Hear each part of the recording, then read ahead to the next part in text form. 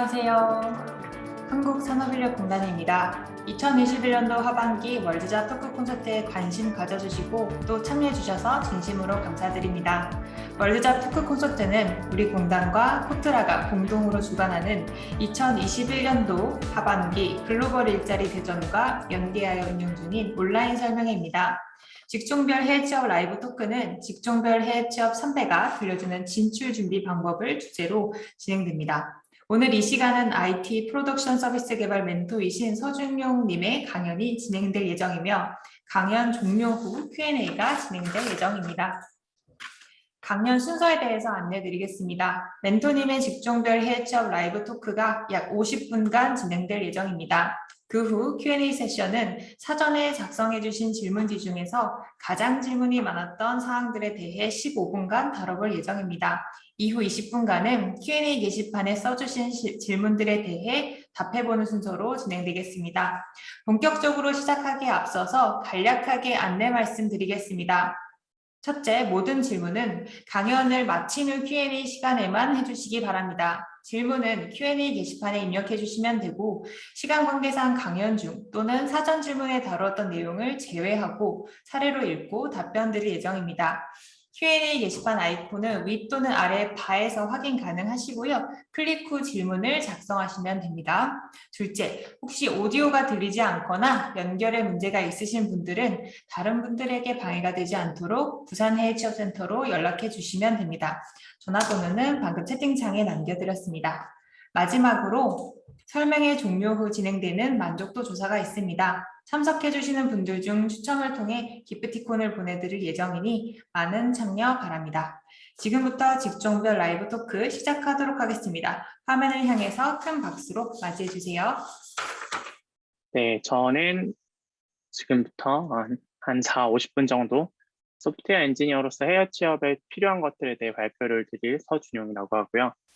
저는 사실 이제 미국에 나가서 취업한 지가 조금 오래돼서 제 정보가 100% 정확하지는 않을 수도 있어요.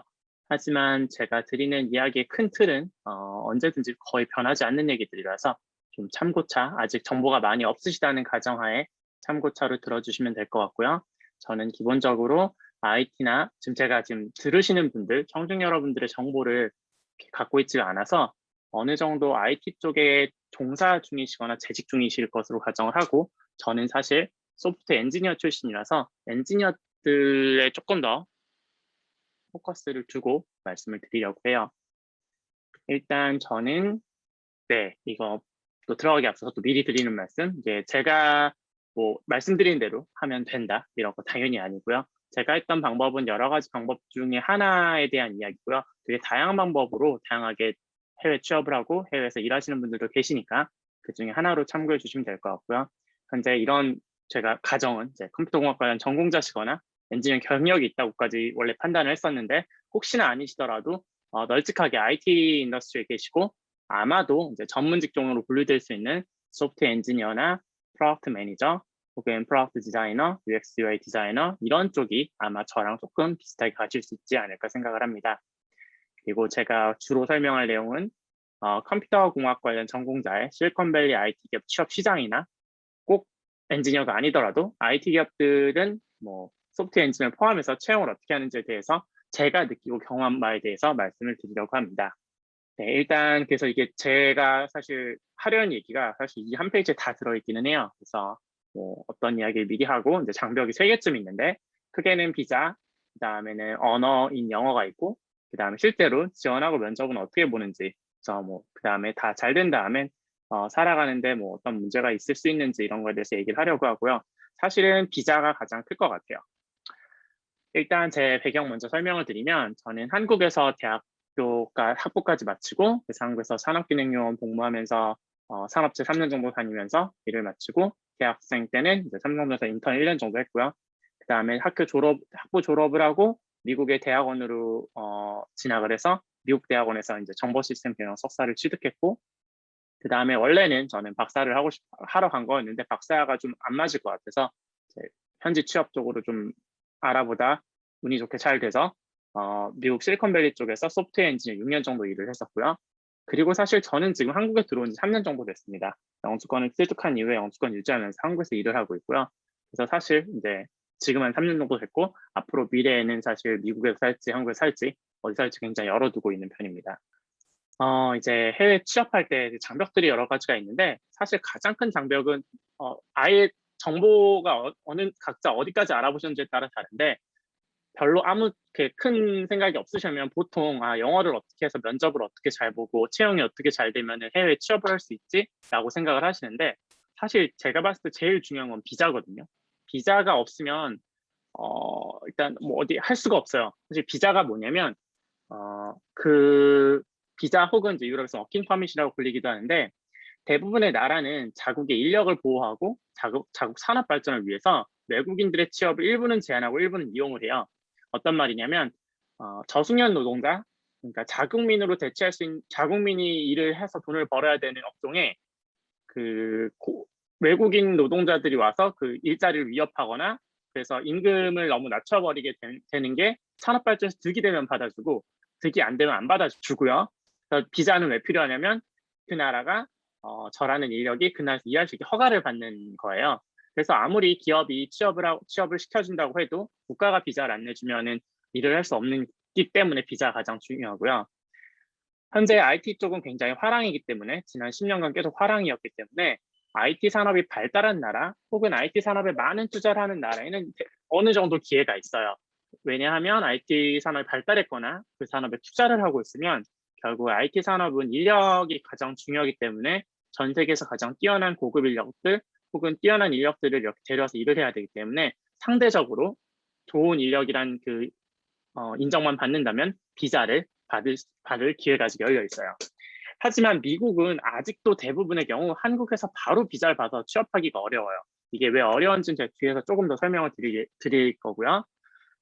그리고 그럼 미국이 아니면 또 어떤 나라도 있을까라고 보시면 뭐 싱가포르, 캐나다, 독일, 호주, 일본, 영국, 네덜란드 이런 나라들이 그래도 조금 더 알아볼 만한 나라들이라고 전 개인적으로 생각을 해요. 제가 이런 나라들은 미국 이외의 나라는 제가 취업을 해본 적은 없지만 아름아름 지인들이 적어도 한두 번씩은 이런 데 취업을 해 계신 것을 보면서 비자는 어떻게 하셨어요? 하면은 이렇게 해서 됐어요 라고 하는 이야기를 듣다 보니까 미국 대비로는 그래도 취업만 하면 비자를 어떻게든 해볼 수 있는 나라로 아직까지는 분류가 되는 것 같습니다. 이것도 나라마다 상황이 달라서 싱가포르는 요새 조금 더 비자 받기 어려워졌다는 이야기가 있고 일본은 조금 더 문호를 열고 있다는 소리도 들리고요. 이제 그 중에 미국 비자는 미국에서 비자를 받아서 일하는 루트가 굉장히 다양해요. 지금 제가 여기다가 썬 제일 위에 있는 게 이제 제가 갔던 경우인데 미국에서 대학교나 대학원을 풀타임으로 다니는 경우에는 F1이라는 학생 비자가 나와요. 이 F1이라는 것 자체가 비자의 이름인데 우리나라에서 너는 학생으로서 있을 수 있게 허가를 해준 거예요. 학생은 돈을 벌 수가 없고 돈을 쓰기만 하는 그 위치잖아요. 그래서 이제 F1 같은 경우에는 뭐 대학원에 합격을 해서 학비를 내면은 어느 정도 수월하게 나오고 대신 이제 졸업하면 OPT라고 하는 일시적으로 취업 가능한 신분을 줘요. 그래서 사실 이거를 그 디딤돌 삼아서 보통 미국 비자를 많이 받는데 F1으로 학생으로 있다가 졸업하면서 취업을 하면 OPT라는 취업 가능한 신분이 생겨서 일반적으로는 1년이고요. 제가 여기 써둔 STEM, Science, Technology, Engineering, Maths 관련 전공자는 3년까지 이 OPT를 연장하면서 있을 수 있어요. 그 말인즉슨 저 OPT만 가지고도 STEM 전공을 하시면 3년 동안 일을 하실 수 있어요. 이게 왜 중요하냐면 사실 OPT 신분은 이렇게 제한적인 신분이라서 결국은 H1B라는 전문직 비자를 발급받거나 그린카드라고도 불리우는 영주권을 취득을 해야 조금 더 안전하게 조금 더 마음 편히 있을 수가 있어요. 그런데 이 H1B라는 비자가 로터리 이렇게 쿼터가 그 제한 수량이 있고 어떤 특정 시기에 맞춰서 넣어야 하기 때문에 OPT라는 게 없으면 시간을 맞춰서 넣기가 굉장히 어려워요. 예를 들어서 OPT가 매해 4월 1일부터 H1B 신청을 매년 4월 1일 날 신청을 받는데 회사가 4월 1일 날 돈 들여서 뭐 어떤 사람한테 비자 신청을 주려면 적어도 그 사람 2월에는 입사를 해야 되고 H1B는 그리고 확률 게임이에요. 뭐 정원이 100개 비자 정원이 100개인데 300명이 넣으면 3분의 1 확률로 이렇게 로또를 해갖고 주는 식이라서 회사 입장에서 돈을 다 들여서 신청을 했는데 비자가 안 될 수도 있어서 리스크가 굉장히 큰 데다가 만약에 비자가 됐어요. 2월에 취업해서 4월에 넣어서 비자가 됐는데 이 일은 9월 1일인가 10월 1일부터 할 수 있어요. 그래서 사실 회사가 어떤 인력을 뽑아놓고 7, 8개월이나 놀리면서 비자를 줄 리는 거의 없기 때문에 그래서 사실 미국에서 바로 한국에서 바로 H1B를 받아서 미국을 취업하기가 어려운 거예요. 대신 이렇게 OPT 학생 신분을 거쳐서 OPT를 가질 수 있으면 그 H1B와 갭이 있는 6, 7개월 정도를 이 OPT로 메꿔서 일을 할 수가 있고요. 또한 H1B가 만약에 탈락하더라도 내년에 또 넣을 수 있거든요. 근데 스템인 경우에는 3년까지 연장할 수 있으니까 H1B 트라이를 3번이나 할 수 있어요. 그리고 요즘에는 원래는 이게 불가능한 루트였었는데 영주권 취득을 OPT에서 H1B 신청하면서 영주권을 같이 신청하는 경우도 있어요. 그래서 그게 만약에 잘 되면 그냥 3년 내로 영주권이 바로 나오는 경우도 있어서 그런 게 이제 제가 해온 길이고 제가 조금 더 어떻게 보면 조금 더 일반적인 길이에요. 유학생들이 유학 와서 물론 이제 유학에는 경제적인 투자가 많이 들어가서 쉽게 할 수는 없지만 유학을 만약에 고민하실 수 있다면 유학을 와서 취업을 해서 이렇게 F1 비자에서 OPT로 넘어갔다가 H1B를 받고 H1B는 3년짜리 비자고 한 번까지 연장해서 6년까지 연장할 수 있고 그 이후에도 영주권이 신청 중이라면 매해 1년씩 연장할 수 있기 때문에 H1B가 끝나기 전에 영주권을 취득하는 이게 좀 굉장히 티피컬한 시나리오예요. 영주권은 한번 취득하면 이제 영주권을 잃어버리거나 뭐 이렇게 빼앗기지 않는 이상은 비자 없이도 취업이 가능한 상태가 됩니다. 그리고 그 밑에 O1 비자라는 거는 그건 약간 우스갯소리 천재 비자라고 부르는데 본인이 그 미국의 국익에 도움이 되는 뛰어난 인재라는 증명을 하게 되면 받을 수 있는 비자라고 저는 알고 있고요.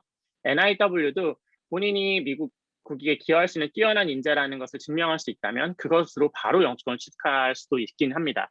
NIW는 사실 석사나 박사학위 소지자분들께서는 노려보실 수 있을 만한 루트고요. 아니면 본인이 특허라든지 경력 같은 게 조금 유니크해서 미국 국익에 도움이 되게 잘 포장할 수 있다면 변호사분들과 상담해서 NIW를 신청하는 것도 방법입니다. 그리고 다른 경우에는 J1 비자라고 이건 사실 일반적으로 교환에 해당하는 비자라고 알고 있는데 J1 비자로 취업을 알선해 주거나 J1을 취업하시는 분들도 계세요. 뭐 전혀 문제가 있는 건 아니고요. 다만 J1 비자의 경우는 미국에 계속 있을 수 있는 비자가 아니라 비자의 만료 시점에 본국으로 귀국 조건이 보통 붙어 있기 마련이에요.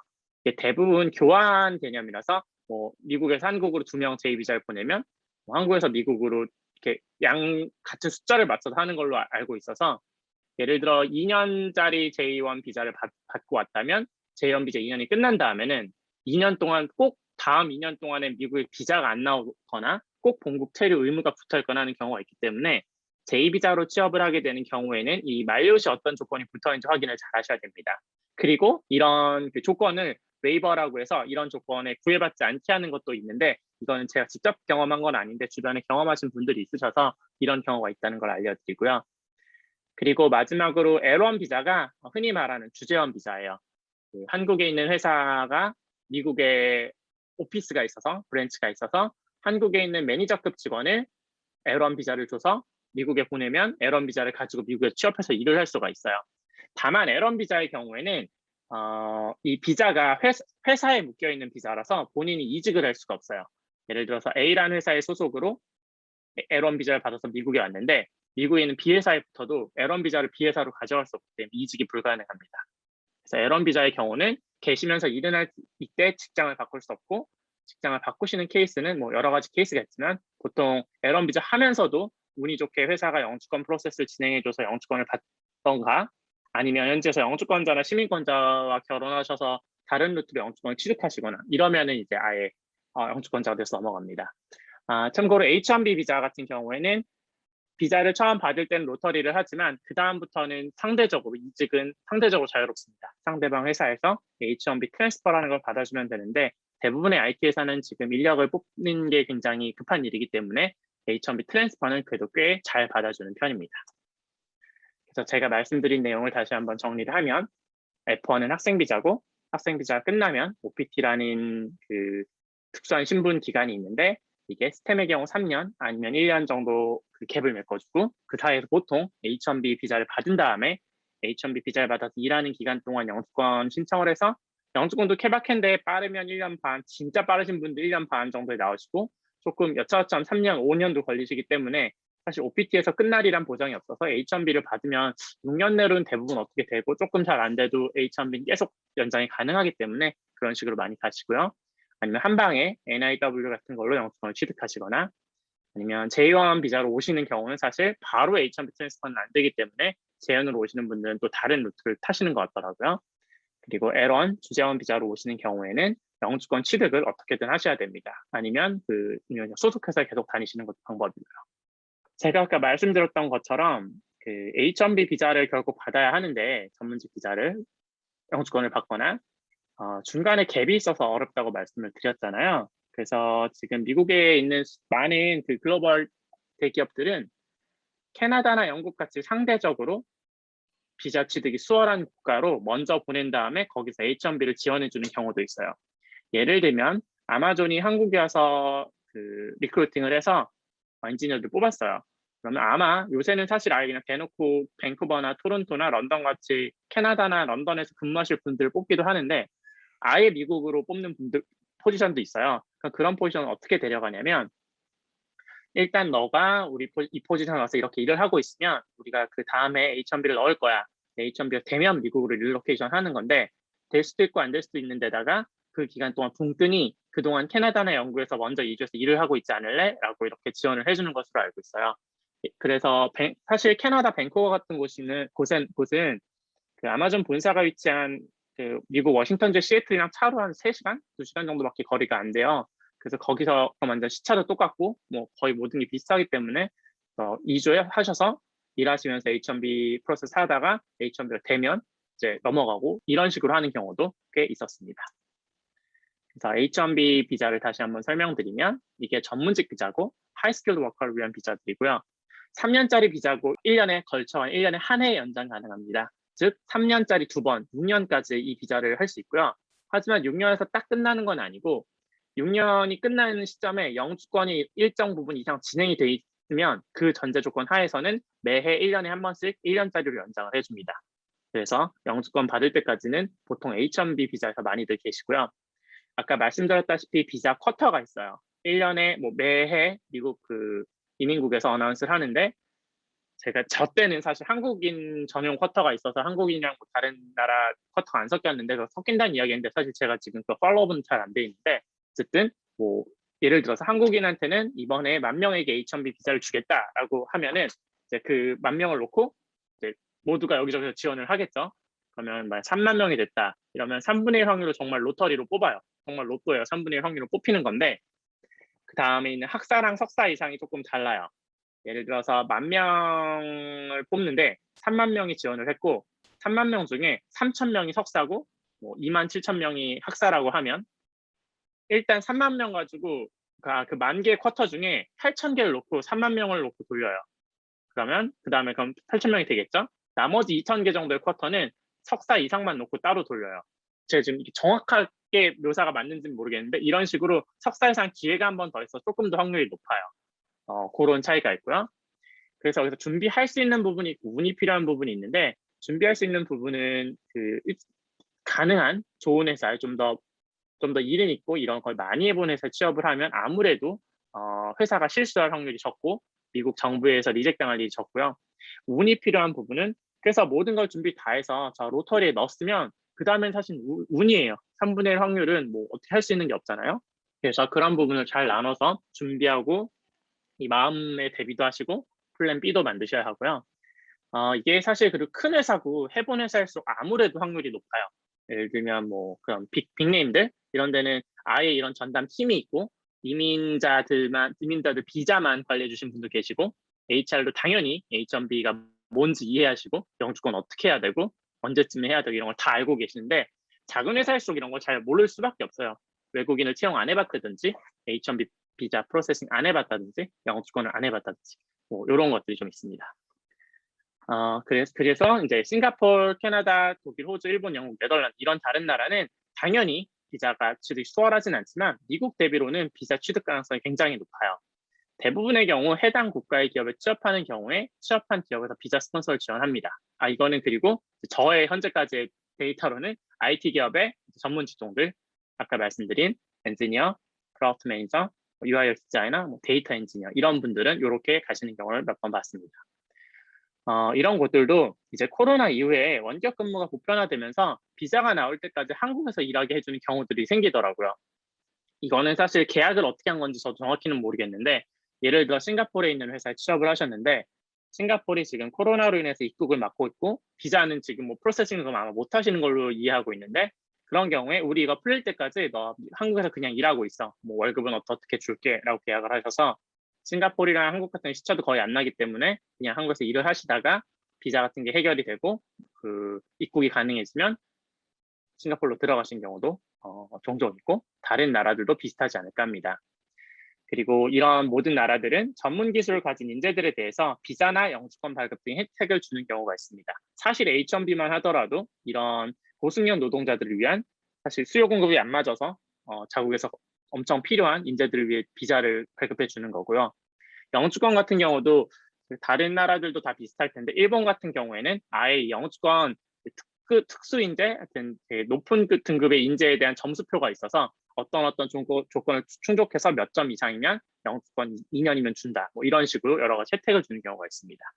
그래서 이런 국가들에 있는 기업들 사실 생각보다 되게 많아요. 우리가 딱 들었을 때 어느 나라 건지 잘 몰라서 대충 미국인 줄 알고 있는 회사들 중에 저런 나라의 회사들이 생각보다 꽤 있어요.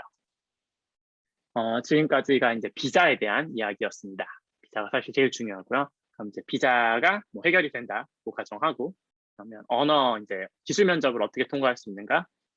사실 이게 되게 뭉뚱그려진 질문이잖아요. 영어 얼마나 잘해야 회합 취업할 수 있어요? 이건 답이 없어요. 아시겠지만. 근데 적어도 의사소통과 그 채용 면접을 통과할 정도는 일단 해야 되기 때문에 해당 기업에서 사용하는 언어로 기술 면접을 통과할 수 있어야 돼요. 하지만 이게 처음이 어렵지 계속 하다 보면, 계속 연습하고 깨지다 보면 오히려 일할 때 쓰는 단어나 표현들은 굉장히 제한적이에요. 결국 일을 한다는 게 이게 참 어떻게 보면 어려운 것 같지만 결국 하는 일을 계속 하기 때문에 표현이나 이런 방식도 비슷하거든요. 그리고 한국에서도 기술 면접을 볼 수 있는 기회가 사실 최근에 늘고 있어요. 왜냐하면 요새 한국에 있는 많은 IT 기업들이 실리콘밸리 방식을 다 차용해와서 면접을 보고 있고, 사실 실리콘밸리에서 하는 면접 방식들을 대부분의 다른 나라에서 차용해서 쓰고 있기 때문에 그 언어만 다르지 형식이 거의 유사해요. 사실 형식이 좀 익숙해지면 이제 나중에 언어만 바꾸는 것도 조금 나아질 수 있기 때문에 그런 경험을 할 수가 있고요. 아까 예를 들어드린 아마존 같은 경우에는 아예 한국으로 리크루팅으로 왔었어요. 지금 코로나 시국에도 오는지 잘 모르겠는데 2년 전까지 한 6년간 매해 한국 엔지니어들 뽑으러 와서 직접 여기저기 한국에서 코딩 인터뷰 보고 만나서 테크니컬 인터뷰 보고 잘 되는 분들은 본사로 초청해서 인터뷰 보고 이런 식으로 하기 때문에 내가 언제 꼭 가야겠어 라고 하기보다는 될 때까지 해봐야지라는 생각을 조금 긴 호흡을 가지시고 계속 면접에 응하시고 계속 공부하시고 하시다 보면은 기회는 사실 꽤 있다고 저는 생각하고 있습니다. 그래서 이렇게 매년 국내로 채용하러 오는 글로벌 기업들이 많아지면 저희 기회가 많아지는 거겠죠. 그리고 기술 면접 이외의 면접을 위한 영어는 사실 이 부분이 조금 더 어렵기는 해요. 왜냐하면 대부분의 외국 회사는 이 문화적인 핏, 그리고 그 기술에 대한 핏이 맞는 인재를 채용하기 때문에 항상 관심을 가지고 해당 기업의 잡 포스팅을 모니터링하고 이렇게 하는 일을 뭐 언어로 그 나라의 언어로 정리하고 말하는 연습을 해야 돼요. 내가 왜 기업에 가고 싶은지, 내가 왜 그 포지션에 적합한 경험을 가지고 있는지, 그런 거를 이제 그 나라의 언어로, 대부분의 경우 영어라고 칠게요. 영어로 설명해 버릇해야 되는데 이건 사실 연습할 일도 잘 없고 조금 어렵기는 해요. 그리고 팔로우 퀘스천, 그러니까 제가 뭐라고 얘기를 했을 때 면접관이 뭐라고 질문을 주는데 그게 좀 다양해서, 앞에 그 기술 면접은 하던 얘기만 한다 그랬잖아요. 그게 어떤 질문이나 면접 질문에 대해서 내가 이런 답을 하면 무슨 질문이 뒤에 나오겠지, 팔로우 퀘스천 뭐겠지가 약간 정해져 있어요. 약간 그 예상 가능한 수준에서 나오는데, 이런 기술 면접 이외의 것에서는 사실 그래도 좀 정해져 있지만 기술 면접이 상대적으로 다양하다고 느껴지게 나오기 때문에 그런 거 좀 생각을 해봤어야 되고요. 약간 한국에서 조금 나이브하게 생각하시면 야, 내가 그 나라 돈 벌러 가야 되는 건데 그걸 물어보면 어떻게 라고 하시는데, 미국에서는 그런 경우면 왜 뽑아야 되는지가 그 합리화가 안 돼요. 그래서 오히려 내가 왜 너네가 나를 뽑아야 되고, 왜 내가 너네 기업에 가야 되고, 왜 내가 그 포지션에 일을 해야 되는지를 좀 논리적으로 설명하실 수 있어야 돼요. 그래서 자기가 오랜 시간 그 회사 팬이었다면 그 회사의 팬이 언제부터 무슨 이유로 팬이었고 얼마나 오랜 기간 팬으로 관심을 갖고 봤으며, 그럼 이제 좀 더 깊은 질문이 들어오겠죠. 그런 거에 대해서 답변하다 보면 얘 진짜로 우리 회사 제품을 오래 써왔구나, 좋아하는구나, 아니면 이런 인더스트리에 아주 적합하구나, 이런 인상을 줘야 되고요. 근데 영어가 이제 100% 능숙하지 못하잖아요. 근데 웬만한 글로벌 기업은 영어가 100% 능숙하지 못한 외국인 엔지니어가 어차피 많아요.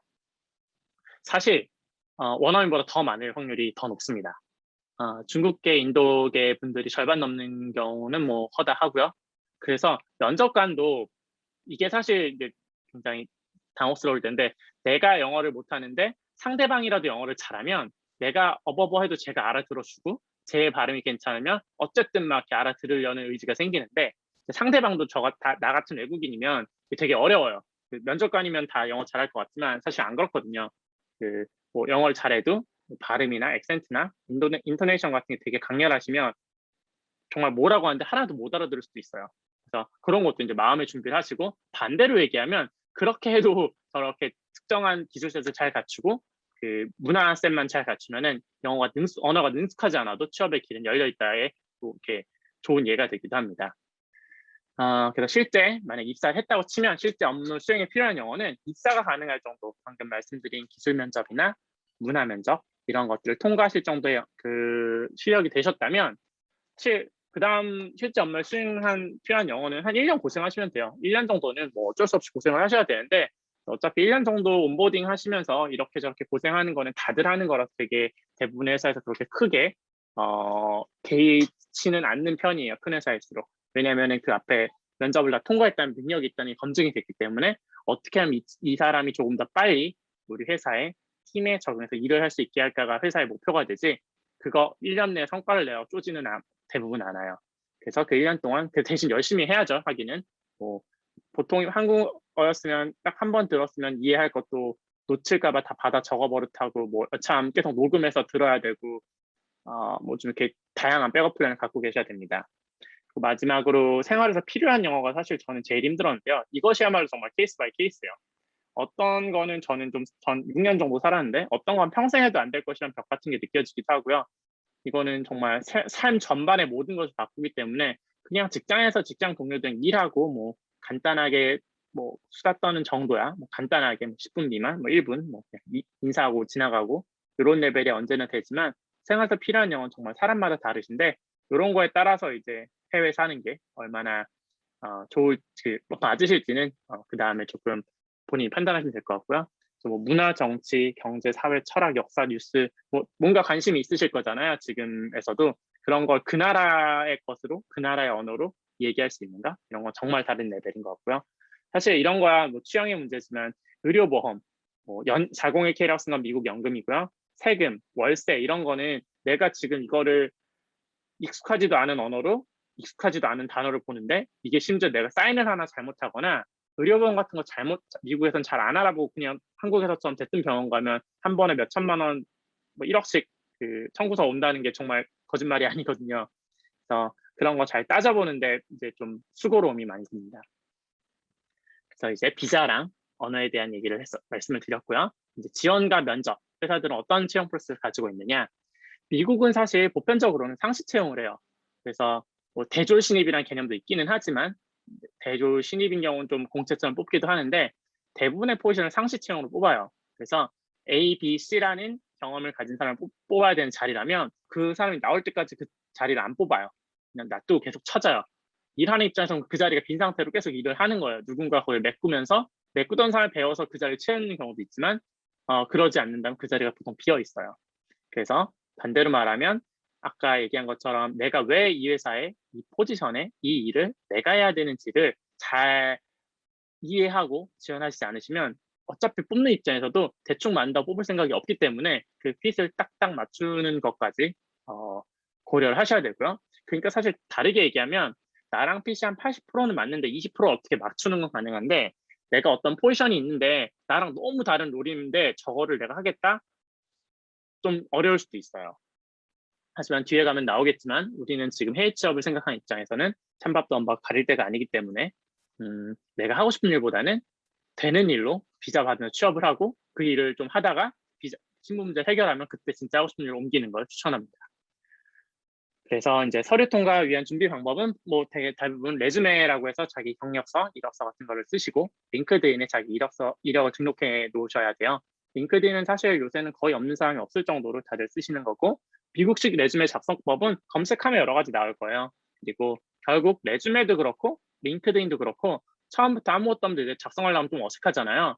여기저기 파도 타고 다니고 검색하면서 나와 비슷한 직종의 사람들은 어떻게 레주메를 쓰고 링크드인에서 어떻게 쓰는지를 막 파도 타면서 서치하면서 보다가 요거 좀 예쁘다 그러면은 그 템플릿을 어떻게든 만들어내서 내용만 내 걸로 바꾸는 거예요. 그리고 그러다 보면 그 레주메에 써야 하는 문법, 작성 방식, 형식들이 있는데 기존에 잘 되는 걸 갖다 쓰면 거기 있는 단어들 그대로 갖다 쓰면 되거든요. 동사 같은 거 사실 그 과거형으로 시작해서 메시지 써야 되고 이러는데 나와 거의 똑같은 일을 하는 표현이 너무 마음에 들어. 그럼 토시 몇 개 바꾸고 그냥 갖다 쓰는 거예요. 물론 레주메 전체를 카피하는 건 아니고요. 여러 레주메 중에서 내가 했던 거랑 동일한 경험을 갖다 쓰고 이제 아니면 내 거를 그냥 몇 줄은 당연히 내가 쓰는 게 맞고 이런 식으로 해서 링크드인과 레주메를 예쁘게 꾸며서 서류 통과를 좀 노려봐야 되고요. 그래서 서류가 만약에 통과가 되거나 이제 혹은 헤드헌터 리크루터 팀한테 연락이 오면 리크루터 혹은 HR 팀과 통화를 하게 돼요. 이게 한국의 전통적인 대기업 인사팀과는 조금 달라요. 그쪽이 전권을 들고 있거나 뭐 되게 크리티컬한 권한을 보통 들고 있지 않고요. 물론 그분이 노라고는 할 수 있지만 대부분 우리의 면접진을 도와주는 양쪽 모두의 편이라고 생각하시면 돼요. 그분들도 좋은 인재라면 빠르게 모셔가려는 게 목표고 우리 회사랑 안 맞는 것 같으면 더 뒤로 진행하지 않고 빨리 끝나는 게 서로한테 좋은 거기 때문에 되게 많이 도와주시는 분이라고 생각하시면 되고 그러니까 HR 리크루터한테 궁금한 거 많이 여쭤보시고 다만 이분도 노를 할 수 있는 분이라는 정도는 염두에 두시고 진행하시면 돼요. 그래서 친절하게 궁금한 것도 충분히 물어보고 얘기해 보시면 되고요. 일반적인 프로세스는 서류가 통과하면 HR이나 리크루터랑 통화를 해서 기술 면접을 잡고 기술 면접 참고로 한두 번으로 끝나지 않아요. 제가 경험한 대부분의 회사는 전화 면접 1차 보고 붙으면 전화 면접 1시간짜리 한 명이랑 1시간을 보고 합격을 하면 또 두 번째 기술 면접 대부분의 경우 저는 소프트웨어 엔지니어 면접은 대부분 온라인 코딩 면접이었는데 서로 전화하면서 화면에 알고리즘 문제 같은 거 나오면 말하면서 풀어가는 면접을 하고요. 두 번 정도 전화 면접을 통과하면 회사로 초대하면 5명 정도가 한 명당 1시간씩 해서 5시간 정도 면접을 봐요. 그러면 5명 중에 한 3명 정도는 기술 면접이고 또 1명 정도는 문화 면접, 1명 정도는 나를 뽑아갈 나의 보스가 될 사람 그런 분들하고 면접을 보게 되고요. 그것까지 보고 나서 대부분의 경우 만장일치가 돼야 돼요. 이 지난한 과정을 거치면 이제 합격 통보를 받게 되면 그때부터 연봉 협상을 하는 거고요. 기술 면접은 사실 이건 제가 다른 직군은 잘 모르겠어서 엔지니어 직군으로 설명을 드리면 소프트웨어 엔지니어면 기초적인 알고리즘, 자료 공조 등에 대한 공부를 하고 리트코트라고 불리는 사이트에서 여러 가지 문제가 있고 해커랭크 뭐 이런 데서 문제들이 나오면 그거 풀어버릇하다 보면 대충 문제 유형이 눈에 익어지기 마련이에요. 그거를 풀되 문제는 풀면서 영어로 계속 말을 하면서 풀어야 돼요. 내가 이렇게 풀려고 하는데 괜찮아? 혹시 내가 풀려는 방식이 뭔가 잘 이렇게 트랙에서 벗어나면 나한테 알려줄래? 이런 말도 하고 내가 지금 풀 때 A라는 방법이 떠오르는데 A로 하면 이렇게 풀릴 것 같기는 한데 이 방법이 맞아? 이런 거 계속 물어보면서 그 인터뷰어랑 인터랙션을 계속 해야 돼요. 그래서 문제가 하다 막히면 인터뷰어한테 힌트를 달라고 힌트를 주기도 하고요.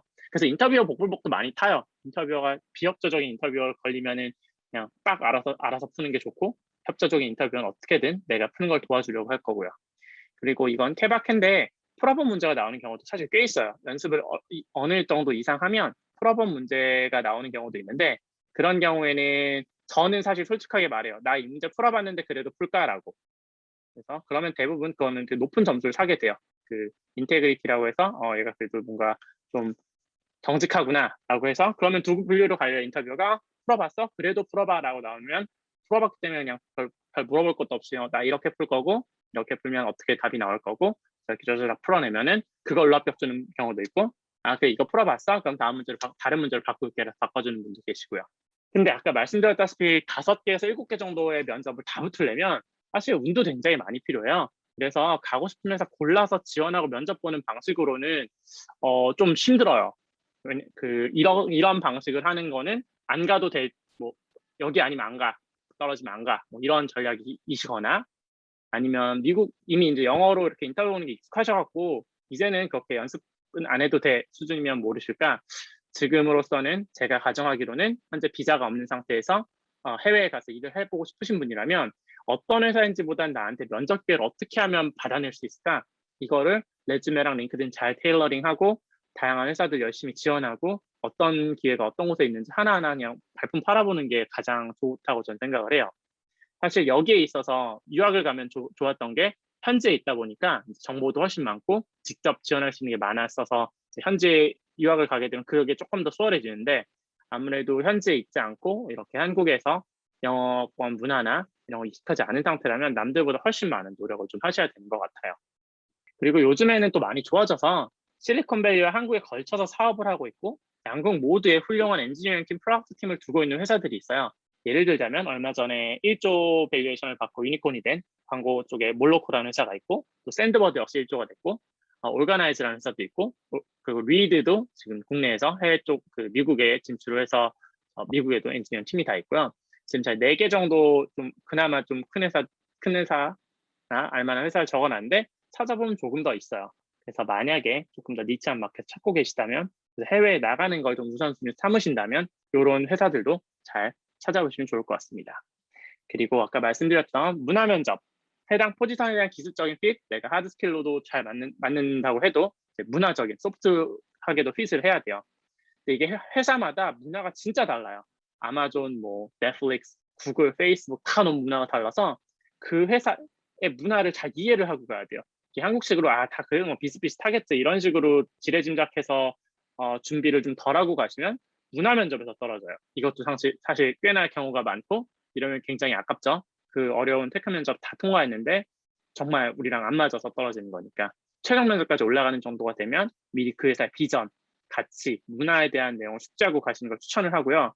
이 정도까지 가시면 그 회사에서 이미 많은 정보랑 자료를 줘요. 뭐 우리 회사의 컬처는 어떻고 우리 회사 일하는 문화는 어떻고 우리 회사 창업자는 누구고 그 창업자가 어떤 비전을 갖고 창업을 했으며 최근에 뭐 파이어사이드 챗이나 오렌지 전사회에서 어떤 얘기를 했고 이런 걸 충분히 던져주니까 그거를 잘 갖고 계시다가 최종까지 올라가시면 한 번쯤은 보고 가시는 게 되게 많은 도움이 되리라고 생각을 합니다. 그리고 나중에 이제 연봉 협상이랑 비자 스폰서까지 올라오면 이때 이제 붙었다는 가정이요. 기술 면접을 얼마나 잘 받는지 그리고 해당 포지션을 얼마나 잘 맞는지 그래서 같이 일할 미래의 동료들 얼마나 좋은 평가를 했는지에 따라서 이제 연봉이랑 처우가 제시가 돼요. 꼭 필요한 인재일수록 당연히 높아질 거고 아닌 경우 낮아지는데 저는 이제 미국을 기준으로 한국에서 오시는 경우에 절대수는 무조건 높아질 수밖에 아마 없을 거예요. 왜냐하면 제가 생각하는 IT가 갈 만한 도시는 대부분 큰 도시라서 큰 도시 물가가 비싸기 때문에 높아지는데 하지만 세금 빼고 그 비슷한 삶을 사는 월세를 빼고 생활비를 제외하고 남는 돈에서 큰 차이 안 나는 경우도 굉장히 많아요. 물론 실리콘밸리를 간다 하면은 물론 저거 남는 것도 더 커지긴 하는데 그런 차이가 좀 있는 거는 감안을 하셔야 되고요. 연봉 구성이 정말 예쁘게 많은 걸 받으신다면 사인온, 소위 말해서 계약금을 받으시고 계약금으로 주는 경우도 있고 릴로케이션은 이제 한국에서 미국으로 이사를 간다, 뭐 한국에서 싱가포르로 이사를 간다, 그 이사 비용에 대한 그 보전이 있고요. 베이스가 흔히 말한 연봉, 기본적으로 내 월급이 얼마나 나올 거냐, 그 인센티브가 있는 회사의 경우는 뭐 어떤 경우에 인센티브가 얼마나 나올 거다라고 알려주고요. 그다음에는 상장된 회사라면 RSU라고 Restricted Stock Unit이라고 해서 그냥 주식을 몇 개씩 얼마 준다라고 써 있고 비상장 회사의 경우는 대부분 스탁 옵션이라고 해서 주식 매수 선택권 이 가격에 주식을 살 수 있는 권리를 줍니다. 이런 거는 사실 또 한참 나중에 붙으시면 그때 좀 더 서치해보면 나오실 거고요. 만약 협상을 해서 막 꿈꾸는 거 있잖아요. 연봉 올리고 이런 거. 그거는 사실 한국에서도 그렇고 미국에서도 그렇고 내가 경쟁력이 있을 때나 되는 거고 나의 경쟁력은 또 다른 카드가 있어야 돼요. 내가 실제로 가고 싶은 회사 2군데 이상을 붙었을 때 협상을 붙을 수 있는 거고요. 2군데를 붙었는데 한 곳은 사실 되게 가고 싶고 하는 별로 안 가고 싶어요.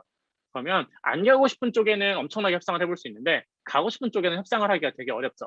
가려는 쪽에 그럼 오지 마라고 하면 내가 되게 서운할 거잖아요. 그런 거 생각 잘 하셔야 되는데 사실 신분 문제 해결이 지금 최우선이라서 처음에 협상의 폭도 매우 작고 협상을 네, 하실 만한 위치가 되시면 오히려 연봉 같은 것보다는 영주권을 얼마나 빨리 해줄지를 협상하는 게 차라리 좀 더 좋을 거라고 생각을 해요. 영주권을 가자마자 프로세스 해주는 경우는 별로 없는데 보통은 입사하고 1년 뒤부터 시작해줄게라는 게 일반적인 처음 딜인데 이렇게 여러 곳에 합격해서 협상을 하면서 나 대신 너네 회사 가는 대신 영주권을 입사하자마자 바로 지원해줘라고 하는 것도 오케이 받는 경우도 꽤 봤어요. 왜냐면 영주권 빨리 받으면 1년 반이었겠지만 그런 경우 잘 없고요. 미니멈 2년 이상이기 때문에 그 정도면 사실 회사 입장에서 나쁘지 않아서 그렇게 딜을 할 수도 있습니다. 그래서 당장 연봉 이런 것도 당연히 높여야 되지만 H1B나 영주권 진행에 대한 협의를 잘 하는 게 처음에 넘어갔을 때 굉장히 중요합니다. 그리고 미국 이외의 나라를 거쳐서 미국으로 간다면 아까 말씀드렸던 것처럼 뭐 캐나다에 갔다 미국으로 간다든지 영국에 갔다 미국으로 간다든지 싱가포르에 갔다 영어로 갔다든지 이런 경우 다 비자나 영주권에 대한 협상은 비슷해요. 이 H1B가 받아야 돼서 스케줄링 어떻게 해야 되고 이런 거에 맞춰서 가야 되는데 큰 장점이 하나 있다면 이미 어느 정도로 영어로 일하고 협상이 가능해지셨겠죠. 그 나라에서 적어도 한 1년 정도 일하면 영어는 어느 정도 되기 시작하는데 1년만 찍으면 이제 내가 그때부터는 아마도 내가 비자가 문제지 비자만 있으면 요렇게 준비를 해서 요렇게 면접을 보면 여러 군데 보다가 좀 핏도 잘 맞고 운이 잘 되면은 갈 수 있겠구나. 원하는 데를 딱 가진 못하겠지만 한 2, 3년 잡고 아니면 1, 2년 잡고 이렇게 열심히 준비를 하면 되겠구나라는 감이 생기실 거고요. 그다음에는 이제 국제회사 여러 번 하는 거 매우 빡세다. 이 정도의 느낌이 있겠습니다. 그래서 일단 기본적인 내용이 어느 정도 끝났는데 그래서 사실 이제 뒷얘기도 있는데 해외 취업이 되면 끝일까요? 저는 미국에서 살고 한국에서 살았는데 둘 다 좋은 게 있는데 결국 살아가는 것도 고민을 하시는 게 좋을 것 같아요. 소프트웨어 엔지니어에 대한 처음이 대우는 사실 굉장히 좋아요. 아까 말씀드렸다시피 연봉 구성이 지금 구성안이 5개 막 이렇게 되는 경우도 있고 저기서 사실 보통 베이스랑 스타옵션은 무조건 있고요. 나머지가 있냐 없냐 정도의 차이인데 실리콘밸리의 경우는 문화적으로 고연봉 전문직 대우가 잡혀 있어요. 굉장히 좋아요. 그냥 굉장히 잘 대우가 훌륭해요. 물론 거기 가려면 그만큼 어렵고 잘 하셔야겠지만 그런 건 되게 좋은데 워크 앤 라이프 밸런스 같은 게 되게 또 잘 잡혀 있어요. 문화적으로. 근데 잘 잡혀 있는 경우에도 내가 문화적으로 동화되거나 그 나라의 환경에 맞춰 살아가는 게 나한테 행복한가? 이런 거는 가서 살아보면서 사실 겪어보시면 돼요.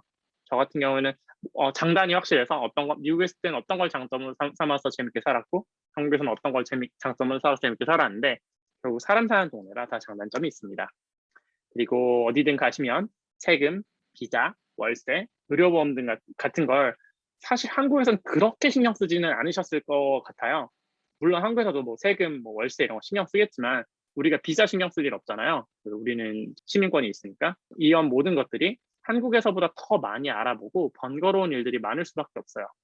대신 한 번 잘 배워두면 그다음부터 좀 수월해지는데 귀찮고 힘든 일이 많아요. 그리고 한국에서의 상식이 그 나라에서 안 통하는 것들이 되게 많아서 이런 것도 이제 문화적으로 적응하셔야 되고요. 담당자의 일 처리 속도 이런 거는 뭐 웬만한 나라 가면 다 굉장히 힘들게 적응하게 되실 거예요. 근데 잘 모른다고 대충 하면 큰일 날 수 있는 것들이 굉장히 많아서 정말 막 잘 모르는 언어로 낯선 막 문서 이렇게 보시면서도 열심히 해야 되는 게 세금이나 비자나 의료에 관한 항목들은 어떤 일이 있어도 늘 잘 챙기셔야 돼요. 비자가 만약에 잘못된다? 그럼 뭐 얼마 내로 갑자기 직장은 있는데 비자가 만료되면 본국으로 돌아가야 되고 내가 그래서 본국에 안 들어가고 있으면 말로만 듣던 불법 체류자가 되는 게 정말 한순간이에요. 그리고 어떤 경우에는 내가 그냥 잘 몰라서 그렇게 된 건데 그럼에도 불구하고 의도가 뭐 안 좋다라고 판단되면 그 나라에 두 번 다시 들어갈 수 없게 될 수도 있어요. 세금 역시 마찬가지예요. 세금도 잘 챙겨서 어떤 세금을 어떻게 내야 되는지 잘 챙겨서 내셔야 되고요.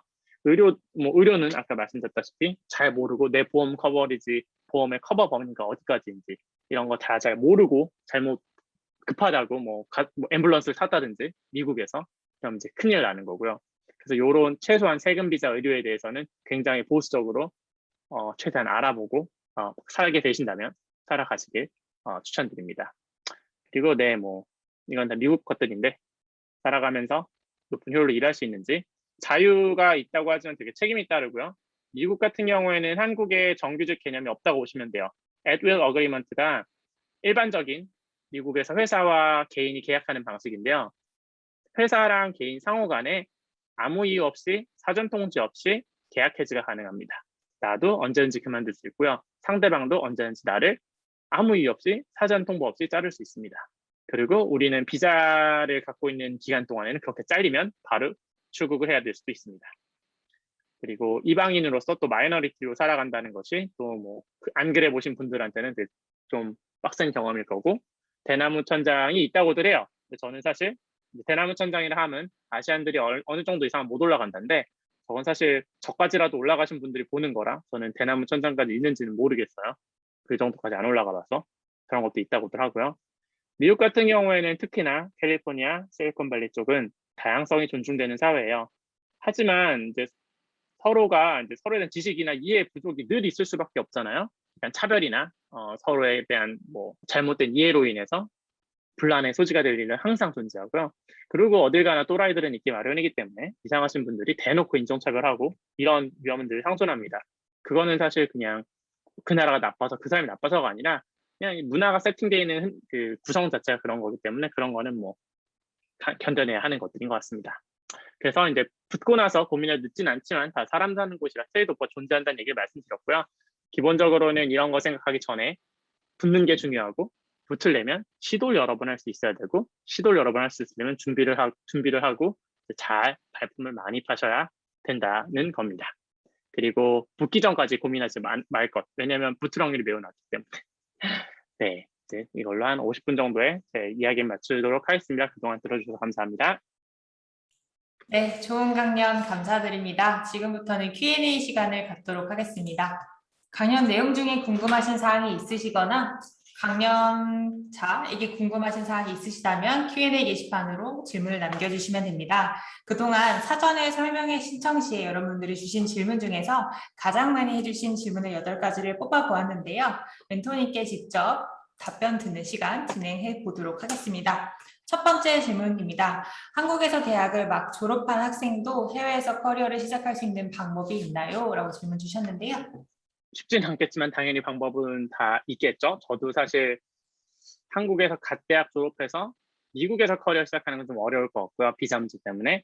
주변에 지인 중에 싱가포르 같은 경우에는 그렇게 취업한 케이스가 있습니다. 심지어 그분은 문과이시고 전문 기술직도 아니시고 영어를 잘하지도 않는데 싱가포르에 와서 이렇게 열심히 취업을 성공한 케이스가 있는데, 이런 경우는 정보가 잘 없다는 건 희귀하다는 거고, 희귀하다는 건 개개인이 각자 열심히 그 자신의 니치를 찾아서 어떻게든 뚫어냈다는 소리이기 때문에 일반적인 방법이 있다라고 이렇게 막 설명드리긴 좀 어려울 것 같아요. 하지만 가능하고 찾으면 사실 생각보다 꽤 나옵니다. 그런 분들이. 그래서 근데 결국 이제 그 나라의 비자를 어떻게 취득할 것인가, 혹은 그 나라에 처음 진입을 어떻게 할 것인가.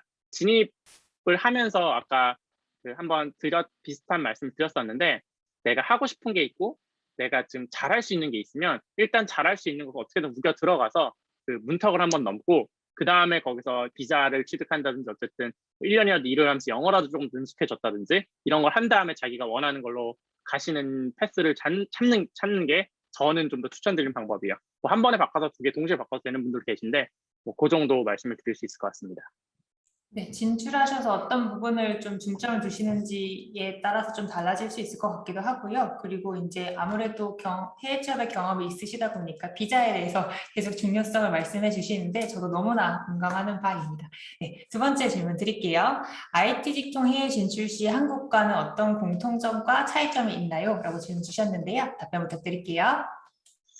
네, 해외 진출도 이제 나라마다 다르겠지만 저는 기본적으로 이제 웬만한 건 실리콘밸리에서 베스트 프랙티스들이 나와서 그거를 얼마만큼 각 회사나 프로덕트에 녹여내서 그 해당 고객한테 좋은 가치를 제공해 주느냐, 그러니까 이런 관점에서 보다 보면 공통점보다는 차이점들이 좀 많은 것 같아요. 차이점들을 예를 들면 일단 시장 크기가 아마도 한국은 작은 축에 들어갈 거예요. 한국에만 있으면 뭐 네이버, 카카오가 엄청나게 큰 일을 하고 있는 것도 사실이지만 글로벌 프로덕트라고 하면 북미에서 뭔가 좀 잘 나간다고 하면 정말 그 사용량과 그런 스케일 자체가 뭐 100배, 1000배까지 가는 프로덕트들이 무수하게 많기 때문에 생각의 스케일 차이가 너무 커요. 그리고 이런 IT 프로덕트나 서비스의 경우에는 그런 스케일을 미리 잘 예측하거나 경험해 본 것과 경험해 보지 못한 것의 차이가 너무 크기 때문에 이제 그런 차이점이 사실 어느 정도 격차를 가져오기도 하고요. 그리고 이제 언어랑 문화적인 측면, B2C 프로덕트를 한다고 하면 그 엔드 유저가 일반 그냥 우리 같은 보통 일반인들이면 그 나라의 문화나 그 나라의 콘텍스트에 맞춰져서 이렇게 현지화가 되기 마련이거나 혹은 그 나라의 항으로 나오는데 그런 거가 엄청나게 다르죠. 그래서 사실 한국에서 밖으로 나갈 때 그 한국 내수에서 B2C만 했던 경험을 가지고 나갈 때 충분히 좀 잘 폴리싱돼 있는 좀 예쁘게 글로벌에서 먹힐 만한 게 아니라면 내주매선 자체에서 굉장히 너무 격차가 날 수도 있기는 해요. 이런 거는 사실 뭐 다들 갖고 있는 거 그거를 뭐 개인이 어느 정도 커버를 하거나 엑스트라로 준비하거나 이렇게 기술 면접 같은 걸 뚫어버리면서 해결을 해야 되는 부분이지 않을까라고 싶습니다. 네, 답변 감사드립니다. 세 번째 질문 드릴게요. 신입이며 외국인임에도 채용되는 지원자가 있는데 그들은 어떤 특별한 점을 갖고 있는 것 같으신가요? 라고 질문 주셨는데요. 답변 부탁드릴게요. 사실 신입이고 아니고는 큰 차이가 없을 것 같아요. 신입이던 경력이든 지금 그 뽑으려는 직무를 할 만한 능력과 경험을 갖췄냐? 그게 사실 중요하고, 그 다음에는 그 회사가 그걸 위해서 만들어 온 면접을 통과했느냐. 그 다음에 외국인인 경우에는 이제 아까 말했듯이 비자 문제가 있을 거고, 해당 포지션이 언어적 능력을 좀 타는 분야냐. 예를 들어서 IT에서 프로덕트 매니저는 외국인이 하기 굉장히 어려운 롤이라고 저는 개인적으로 생각을 해요.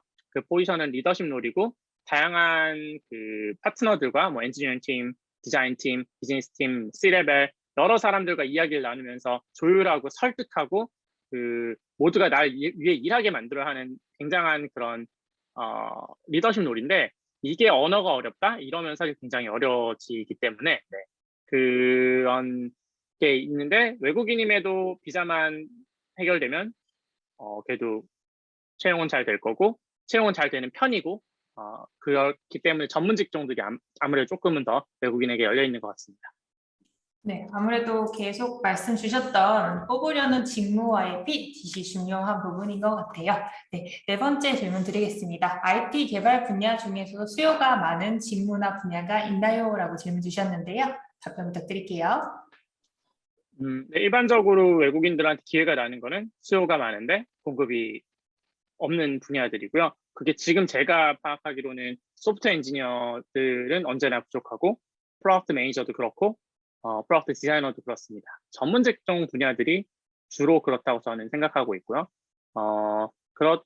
네, 뭐 그 정도가 생각나네. 뭐 데이터 사이언티스트, 뭐 데이터 엔지니어, 뭐 이런 거 다 이렇게 어느 정도 모자란 분야라고 생각을 하고 있는데 그만큼 그렇다고 모자르다고 아무나 뽑질 않으니까 그거에 상응하는 그 포지션 핏이 잘 맞는 그 회사에 잘 맞는 그 경험을 쌓으시면 좋고 내 경험에 맞는 회사를 찾는 것도 좋고요.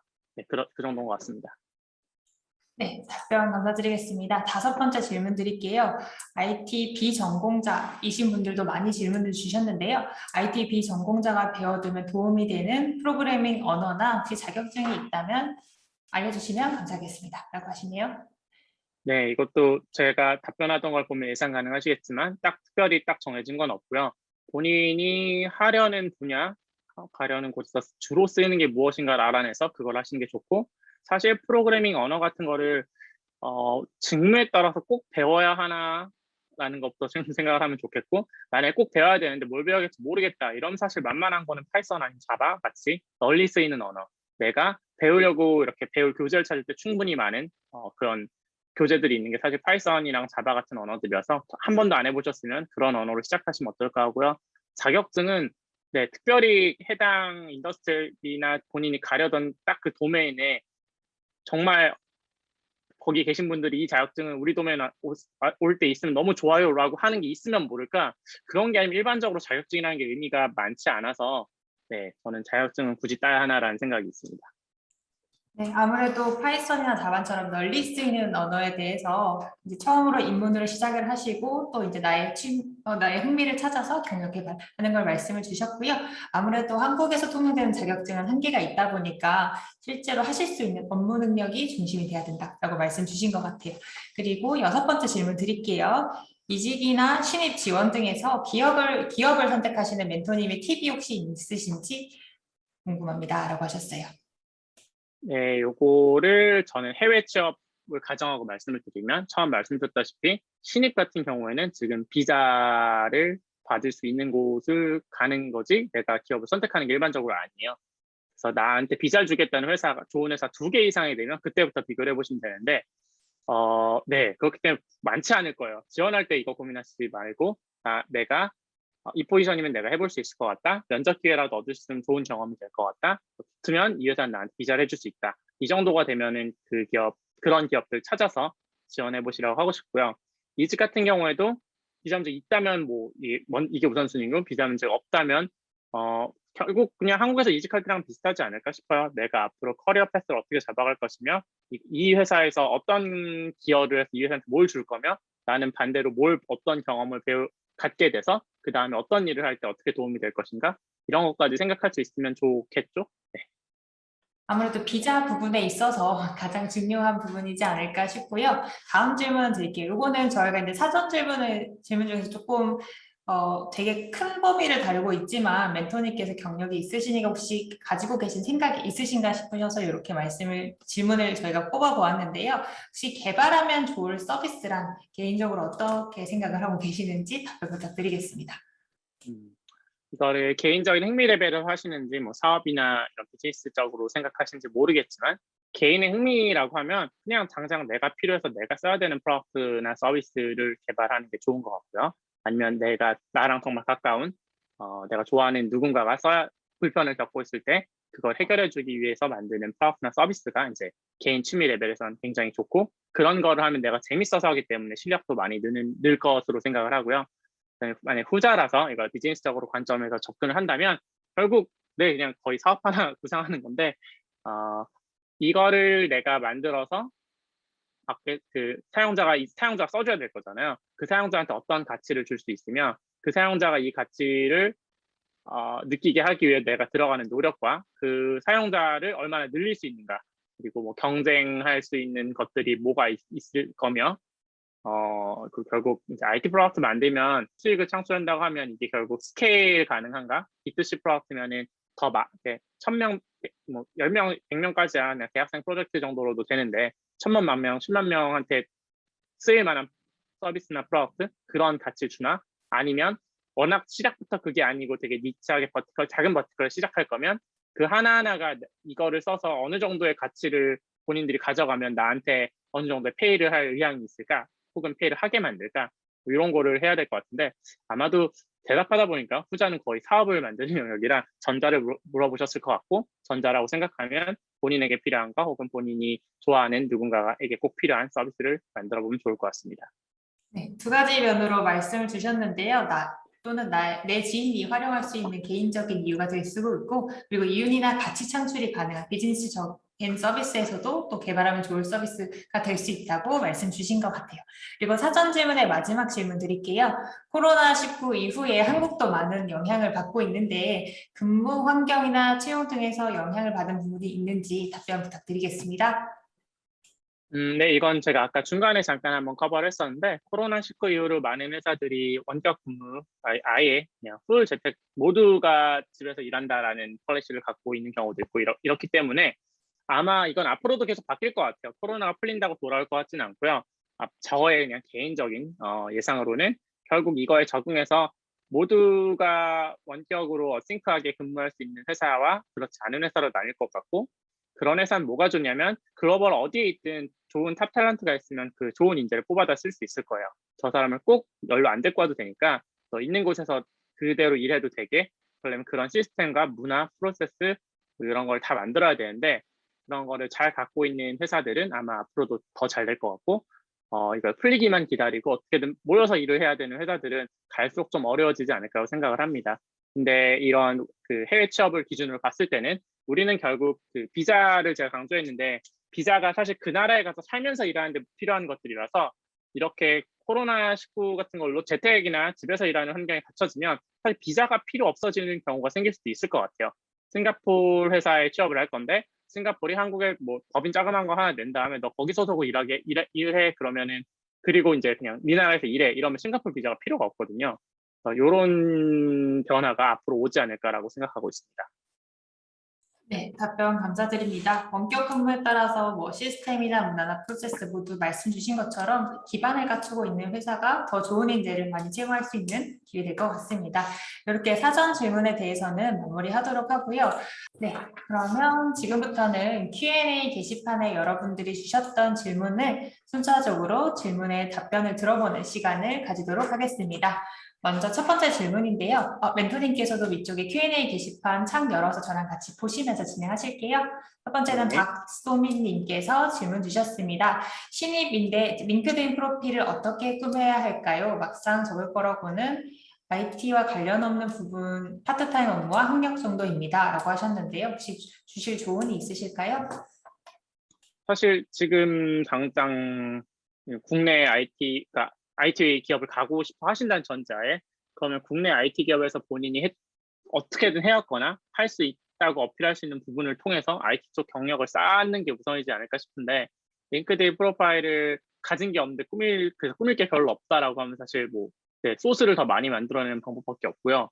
아니 그 와중에 할 수 있는 거는 사실 네 그런 경우에는 약간 그런 경우 사실 링크드인에 타고 돌아다니면서 이 사람은 시작이 나랑 비슷했네 라는 사람을 찾는 게 쉽지는 않겠지만 그런 사람을 찾아보는 것도 되게 좋은 방법이에요. 나랑 비슷한 전공과 학력을 갖고 시작에 있는 한두 가지가 그냥 내가 갖고 있던 약간 그 정도의 경험인데 이 사람 그 뒤에 내가 원하는 혹은 좀 더 괜찮은 경력을 쌓았다고 하면 저라면 그 사람한테 그냥 콜드 메일 같은 거 보내보겠어요. 콜드 메일이나 콜드 메시지. 그러니까 콜드 메일이나 콜드 메시지를 하면 그 생판 모르는 남한테 그냥 연락하는 거예요.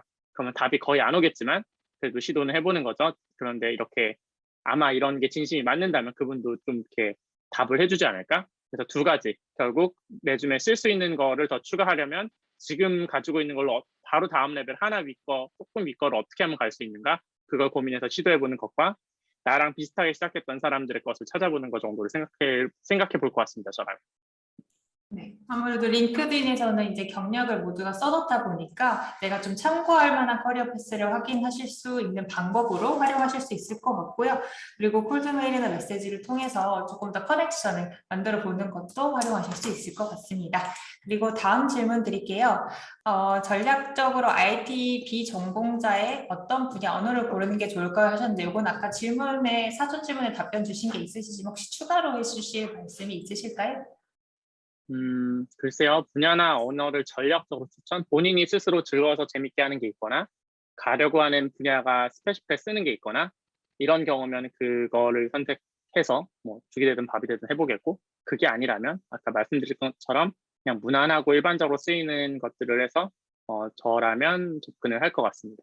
네, 뭐 밑에 있는 많은 질문 부분에도 좀 답변을 같이 주신 것 같고요. 이 취업자 같은 경우는 일본에서 IT 취업을 생각을 하고 계신 것 같은데 최신 트렌드에 민감하지 않고 지체된 이미지가 일본에 있는데 일본에서 IT 커리어를 시작해도 괜찮을까요? 라고 질의 주셨습니다. 저도 제가 일본 IT에 취업을 해보진 않아서 그냥 제 주변에 있는 정도로 이렇게 하면 뭐 저도 약간 비슷한 이미지가 저한테도 있어요. 아무래도 일본이란 나라가 세계 3위의 경제대국이다 보니까 내수로만 충분히 먹고 살 수 있고 충분히 큰 그 시장이 되기 때문에 약간 갈라파고스화 되어 있는 것도 있고 일본이란 나라 자체도 이제 조금은 보수적인 나라라서 그런 이미지가 실제로 그런 것도 사실인데 이런 걸 여쭤보시는 것 자체가 본인이 일본의 IT로 취업을 해보고 싶은 것이면 어차피 답이 없는 문제거든요. 본인이 알아보시는 한도 내에서 이래도 갈까라는 정도를 생각하고 가시는 게 맞는 것 같아요. 사실 네, 일본에 관심 있으면 일본에서 커리어를 시작하면 일본에서 살 수 있다는 메리트가 있겠죠. 근데 일본을 찍고 나의 목표가 일본을 찍고 싱가포르나 미국 가는 거야. 이러면 좀 얘기가 다르겠죠. 일본에서는 일본어로 일을 하실 테니까 뭐 영어로 일하시면 또 모르겠지만 네, 그런 거를 좀 이건 사실 그냥 정말 개인이 어떻게 결심하냐에 따른 정도인 것 같습니다. 네, 그 다음 질문 드릴게요. 멘토님께서는 이직을 여러 번 하셨는데 이직 타이밍을 어떻게 잡으셨는지 그리고 언제 그런 결심을 하셨는지 궁금합니다. 라고 질문 주셨습니다. 저는 이직을 지금 한 네 번 정도, 네 번, 다섯 번쯤 했는데 대부분 이유가 있었어요. 예를 들어 첫 번째 진가라는 회사는 제가 광고팀에 있었는데 그 회사는 한 6개월에 한 번씩 이렇게 레이오프라고 해서 정리해고가 잦게 일어나는 회사였어요. 그래서 저는 3년 동안 레이오프 한 8번 봤는데 아홉 번째 팀에 저희 팀 한 절반 정도가 날아가면서 그때 거의 타이에이에서 이직을 하게 됐었고요. 근데 미국 참고로 실리콘밸리에서는 이렇게 레이오프 되는 거는 전혀 개인의 탓이 아니기 때문에 이직할 기회네 라고 생각해서 이직하면 되는 분위기고요. 두 번째 고프로에서 이직할 때는 제가 그때 미국에 있다 한국으로 들어오려고 할 때여서 제 개인 사정에 맞춰서 이제 이직을 잡았고 한국에서 작은 회사를 한번 있다가 라인으로 옮길 때는 작은 회사 들어갔을 때 제가 했던 기대와 그리고 들어가기 전에 충분히 나눴던 대화와 실제로 들어가서 일어난 일들이 좀 잘 안 맞아서 그런 얘기를 좀 많이 나누다가 여기는 더 서로 빨리 헤어지는 게 서로한테 도움이 되겠다 싶어서 이제 이직을 했고 라인에서도 한 2년 좀 넘게 일을 했고 여기서는 이제 제가 떠날 때쯤에 됐을 때는 이제 좀 제가 회사에 기여하고 줘야 될 건 충분히 다 준 것 같고 저도 회사한테 배울 걸 거의 다 배운 것 같은 상태여서 미리 제 윗분들하고 얘기 충분히 나눠서 잘 마무리하고 나왔습니다. 그러니까 이거는 언제 딱 무슨 기여서 딱 가야지 하기보다는 인생에서 내가 회사에 결국 내가 인생의 변화가 필요한데 그때에 맞춰 직장을 바꿔야 되거나 아니면 지금 내가 회사에 충분히 기여를 할 수 있지 않은 환경이면 회사한테 돈을 받는데 회사한테 그거 몇 배는 사실 돌려줘야 되는데 그럴 수 없으면 회사한테도 안 좋고 저한테도 안 좋다고 봐요. 내가 기여하는 것 대비 돈을 많이 받고 있다? 그럼 저는 개인적으로 미래 수입 땡겨 쓰고 있다고 생각이 들거든요. 제 커리어 수명이 줄어들 거예요. 그래서 항상 가능하면 회사에서 필요한 인재가 되는 것도 중요하지만 결국 그 산업, 인더스트리에서 필요한 인재가 돼야 된다는 생각을 갖고 계시면 이직 타이밍이 나오면 또 이직을 하고 싶어라고 하는 것도 아니잖아요. 하고 싶다는 생각이 들면 준비하다가 또 좋은 기회에서 하는 거고 아니면 계속 현 직장에서 그래도 날 걷어주는 곳은 여기뿐이구나 하면서 열심히 일하시는 것도 방법이라서 약간 그런 식으로 저는 이직을 했었습니다. 네, 답변 감사드립니다. 다음 질문은 최소빈님께서 주셨는데요. 안녕하세요. 해외 일본 기업에 취업하고자 하는 학생입니다. 세계적으로 블록체인 서비스 관련한 수요가 어느 정도 되는지, 신입 구인율은 어느 정도가 되는지 알고 싶습니다. 그리고 하나 더 질문을 드리자면 블록체인 서비스 관련 기업은 지원자의 어떤 자질을 가장 중요하게 생각하는지 궁금합니다. 라고 하셨는데요. 답변 혹시 직접적인 분야라기보다는 이게 전반적으로 혹시 주실 수 있는 인사이트에 대해서 답변 주시면 될 것 같네요. 네. 사실 제가 지금 지난 3년 동안 블록체인을 하고 있어서 블록체인 쪽 질문이 나올 줄 사실 몰랐는데 사실 블록체인 전체 서비스 관련된 수요는 그때그때 바뀌고 있어서 뭐 코인마켓 캡이라든지 그러니까 어떤 걸로 수요를 측정하느냐에 따라 다르지만 대부분의 정보가 인터넷에 그냥 리서치 좀 하시면 나올 거고요. 내가 어떤 분야에 어떤 서비스를 만들러 가고 싶은지 그리고 그거에 유명한 사람들 아니면 좋은 회사는 어디에 있는 무엇인지 사실 블록체인은 더더욱이 사람들이 약간 철학적으로 아나키스트적인 측면이 있고 디센트럴라이즈드 탈중앙화를 지향하기 때문에 어느 한 나라에 몰려있지 않은 기업도 굉장히 많아요. 그래서 사실 여기에 관심 있고 원격 근무가 좀 몸에 맞으시면 해외 취업하기 정말 좋은 게 이쪽 그 인더스트리라고 저는 생각을 하거든요. 그런데 이제 그리고 마지막에 이런 블록체인 서비스 기업은 어떤 자질을 중요하게 생각하는지 결국 이 블록체인이라는 신기술에서 얼마나 잘 알고 사실 이쪽은 마켓이 트렌드 아는 게 되게 중요해요. 지금은 디파이는 어떤 게 트렌드고 그거는 업돼왔고 아니면 본인이 만약에 엔지니어시면 블록체인을 직접 다루는 엔지니어시라면 블록체인 자체의 기술에 대해 얼마나 깊게 알고 있고 직접 해봤는지 이게 사실 블록체인뿐만 아니라 다른 것도 비슷한데 뭐 그런 것들을 위주로 좀 깊게 봐야 되는데 아무래도 여기는 저 블록체인 생태계는 일반적인 IT 기업들보다는 약간 철학적인 내용도 좀 다르고 기술적인 내용도 다르고 그래서 좀 다르게 준비해야 되는 측면은 분명히 있습니다. 네, 현직에 계셨던 그 조언으로 답변 주신 것 같은데요. 그 다음 질문은 김민경님께서 질문 주셨습니다. 한국의 IT 기획자라는 직무가 해외에도 있는지 궁금합니다 하시면서 한국 IT 업계에서는 콩글리시를 활용하는 용어가 많은데 트렌드 및 글로벌 업계 용어 표준을 참고할 수 있는 사이트 추천 부탁드립니다 라고 하셨는데요. 답변 부탁드릴게요. 한국의 IT 기획자가 정말 제 입장에선 지금 제가 미국에서 일하다가 한국에 들어서 일하면서 제일 힘든 게 한국에 있는 IT 기획자가 미국의 프로덕트 매니저가 아니라서 오는 게 굉장히 커요. 보통 이제 미국의 프로덕트 매니저를 하면 대부분 컴퓨터공학과를 졸업했고 소프트웨어 엔지니어 일을 하다가 MBA를 찍고 오거나 아니면 그 회사에서 일을 하면서 그쪽으로 바꾼 경우들이 진짜 많으셔서 기본적으로 엔지니어 출신들이 많으세요. 그러다 보니까 프로덕트를 보는 관점도 있으시고 비즈니스 감도 있으신데 프로덕트 직접 만들 수 있다 보니 하는 일의 범위가 굉장히 넓으세요. 제가 아까도 강연 중에 리더십 롤이라고 했는데 다양한 그 파트너들을 조율하고 그 와중에 자기가 모두가 자기를 위해서 일하게 만들고 이래야 되는데 한국에 있는 기획자와는 가장 큰 차이점이 그래서 프로덕트 매니저는 프로덕트에 대한 결정권을 가지고 있고 책임을 질 수 있는 위치예요, 대부분. 그래서 연봉 구조도 굉장히 많이 스톡이랑 연결되어 있게 연봉 구조를 가져가고 그래서 한국에서 제가 이게 또 기획자라는 직군 자체가 IT 기업마다 회사마다 팀마다 정의가 달라서 왜냐면 다들 정의를 안 하고 쓰기 때문이죠. 네, 그래도 미국의 프로덕트 매니저는 어느 정도의 정의가 되어 있는데 그런 부분은 어떻게 메꿔야 될지 굉장히 어렵긴 한데 트렌드나 글로벌 업계 용어 표준 혹은 이런 정말 프로덕트 매니저로 크고 싶다라고 하시면 제가 이건 약간 제가 직접 인볼브 안 되는 홍보도 되겠죠. 약간 뭐지? 힙한 서비스의 비밀? 이렇게 약간 기획자분들이서 만들고 컨퍼런스 하시는 그 분이 계신데 뭐 김민진 님이 그런 걸 이끌고 하시는데 그때 강의하는 건 두어 번 들어봤는데 이 사람들은 내가 미국에서 봤던 프로덕트 매니저랑 비슷하게 생각을 하고 일을 하는구나. 그런 느낌을 많이 받았어서 그런 쪽 아마 그 이벤트 한번 참여해 보시고 들으시면 프로덕트 매니저로서 어디까지 내가 알아야 되지? 어디까지 내가 알아야 되고 어디까지는 전문가의 영역인지 이런 좀 선을 찾으시는 데 도움이 되지 않을까 싶습니다. 네, 답변 감사드립니다. 그 다음 질문은요. 강연 중에 한국에서의 상식이 미국에서 또는 해외에서 통하지 않는 경우가 있다고 하셨는데 혹시 그런 예시 부탁드린다고 하시네요. 네, 너무 많아서 뭘 말씀드릴지 모르겠는데 예를 들면 제가 영주권 서류를 미국 정부가 며칠까지 내라 그래서 그 우체국에서 가장 비싼 딱 돈 많이 내면 이거 딱 언제까지 딜리버 해줄게 그걸 서비스에서 보냈는데 그럼 막 그 추적도 다 되고 막 다 막 그 보장해 준대요. 안 갔어요. 안 갔다고 전화를 하면 갔대요. 이래갖고 막 제가 삽질을 해요. 실무자들은 거의 도움이 하나도 안 돼요. 그러면 나는 이 돈을 왜 냈고 이런 서비스는 왜 존재하는 거냐라고 물어보면 그냥 우리는 시킨 그 FM대로 써 있는 대로 했는데 그건 뭐 그다음에 어쩔 수 모르겠다.